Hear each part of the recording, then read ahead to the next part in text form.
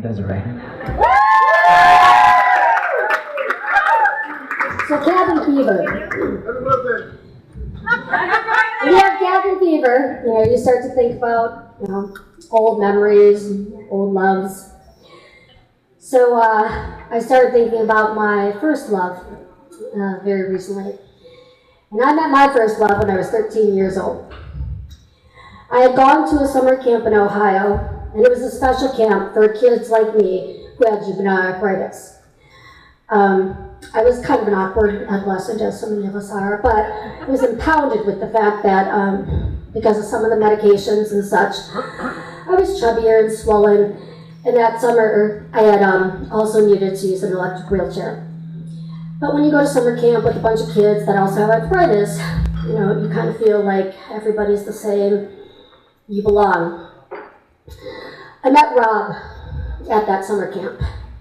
Rob was a year older than me, and he had sandy brown hair that was shaggy and stuck to his forehead when he was hot and sweaty in the Ohio heat.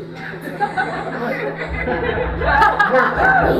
And, he had braces, and he was probably a head taller than me, and he had the familiar shuffle so many of us with arthritis do. Rob also had a very big crush on my bunkmate, whose name was Heather.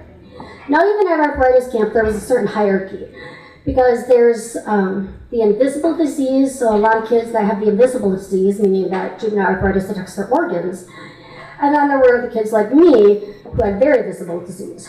So even though that Rob's was visible, he liked Heather, who at 13, 14, had the body of a woman. The girl was already stacked, and he was just one of many who adored Heather.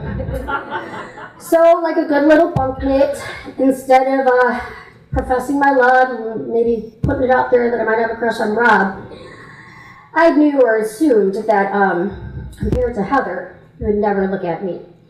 So instead I played messenger, delivering messages back and forth, like Rob wants to know if you, how you're feeling about him today, and Heather would be like, well, I'm kind of confused about Jimmy, but I do really like him, so we'll go steady. And so this happened for 2 summers. And every year when I'd go home from camp, I'd listen to R.E.O. Speedwagon, and I'd cry, and I'd think, he should be here with me, and I'd write his name all over my notebooks, and my hands, everything else.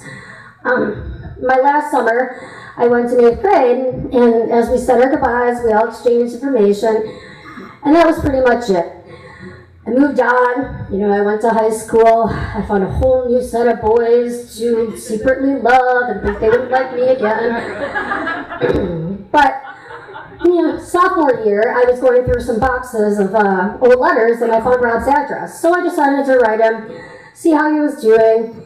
The flame never really died, and it just kind of, was overshadowed by other, more vocal boys. And when he wrote me back, he said, when you write back, can you please send a picture? Because I'd really like to show all my friends this beautiful girl that's writing me from Milwaukee. Now, I sat in my kitchen, and my face went red, and my heart started to beat, and I was so excited. He was the first boy that had ever called me beautiful. And then, about 5 minutes later, the realization that my sophomore picture was awful sunk in. I cut my bangs the night before, like we always do, and I had that perm, and I was still a little, chunky in the cheeks, and in my eyes, there was no way that this picture was beautiful. And I waited a little bit, and I thought, maybe I can send her my sister's picture. She was 12, but at the time, she still looks older than me, and she's 4 years younger, so. I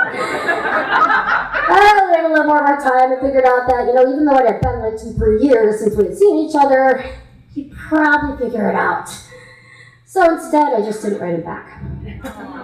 And we lost touch. So about 10 years later, I had been completely in denial, out of the arthritis community, but I had learned of this opportunity, or this Young Adults with Arthritis Conference, the first national conference of people with young adults.